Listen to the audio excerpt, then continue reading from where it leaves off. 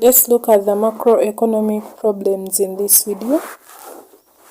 Macroeconomic problems, they are mainly three. The primary ones, we have unemployment, inflation, and then stagnant growth. Macroeconomic problems emerge when the economy does not achieve its main macroeconomic goals. The macroeconomic goals of full employment, stability, and then economic growth.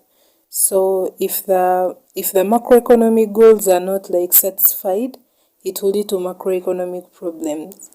If full employment is not satisfied, it will lead to unemployment.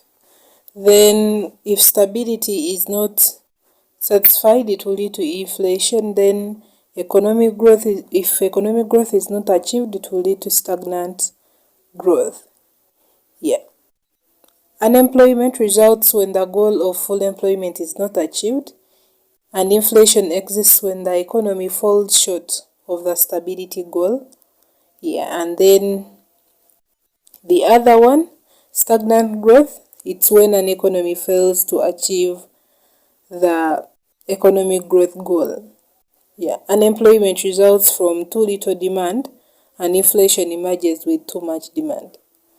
So those are the three macroeconomic goals. We are going to be looking at them in details. Let's first look at unemployment. Unemployment arises when the factors of production that are willing and able to produce goods and services are not actively engaged in production. Hope you remember the factors of production. We have capital, we have land, we have the entrepreneur, and then we have labor. So unemployment arises when factors of production, but we should mainly consider labor, that are willing and able to produce goods and services are not actively engaged in production. So it means that an economy is not attaining the macroeconomic goal of full employment. So where there is no full employment, it means that there is unemployment somewhere. And unemployment is a macroeconomic goal because of the following.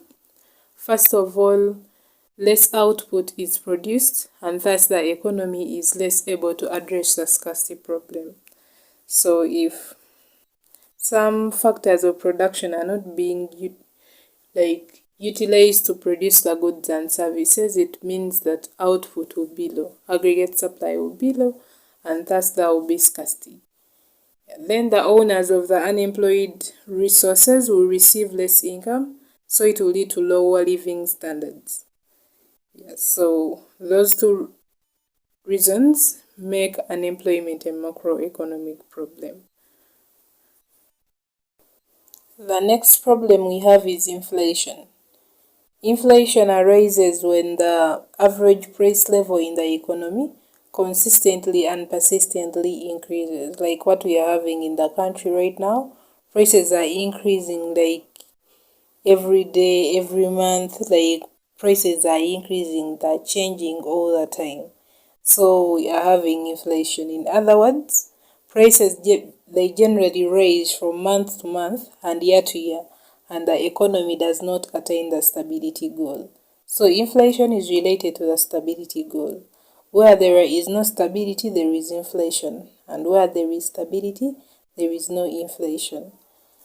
So inflation is an average increase in prices, with some prices raising more than the average, some raising less, and some even declining. And it's not that every member of the society is likely to experience exactly the same inflation. And that is the introduction about the inflation problem. It's the increase in the prices consistently and persistently, and it is related to the stability goal. Let's look at the reasons as to why inflation is a macroeconomic problem. It is a macroeconomic problem because of the following.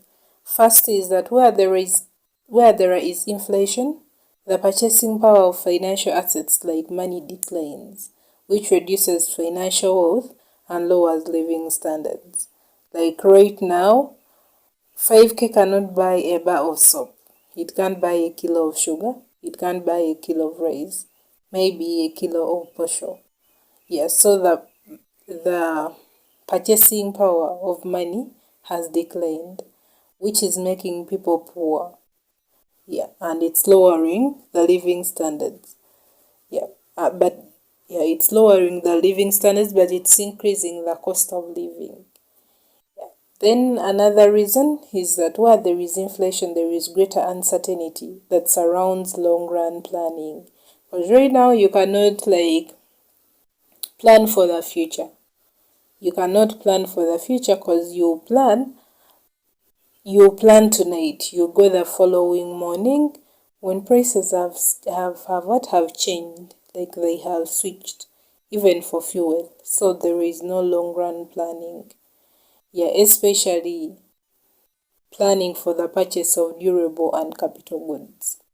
Then another reason is that income and wealth can be haphazardly redistributed among sectors of the economy and among resource owners. So there will be unequal income distribution in that poor people are getting poorer. Yeah, because the little money that they have, they are just taking it. Yeah, and the rich will get richer. That is it. So there will be unequal income distribution. And those are the three reasons that make inflation a macroeconomic problem. And the last macroeconomic problem is stagnant growth. Stagnant growth. This problem arises because of supply of aggregate production is not increasing at a desired rate, or if it's even decreasing. So stagnant growth is related to aggregate supply. When aggregate supply is low or when it is declining, it leads to stagnant growth. An increase in the total production of goods and services is generally needed to keep the pace with the increase in the population. So aggregate supply needs to keep on increasing or to be high. Because the population is ever increasing. And stagnant growth is related to the macroeconomic goal of economic growth. Where there is no economic growth, there is stagnant growth. And stagnant growth exists if total production does not keep the pace, implying that macroeconomic goal of economic growth is not attained. So if the increase in production does not match the increase in the population, it will lead to the stagnant growth problem. And it will mean that the economy is not achieving the macroeconomic goal of economic growth. And that's how the stagnant growth problem comes in. Stagnant growth is explained by the quantity and the quality of resources used for production. Let's look at the quantity and how it impacts stagnant growth. The available quantities of the four factors of production, which is labor, capital, land, and entrepreneurship, can restrict the growth of production. The quantity of labor is based on the overall population. If the population is high, there will be enough labor. If the population is low, there will be less labor. And then it also depends on the portion of the population that is willing and able to work, those who are skilled and they want to work. Then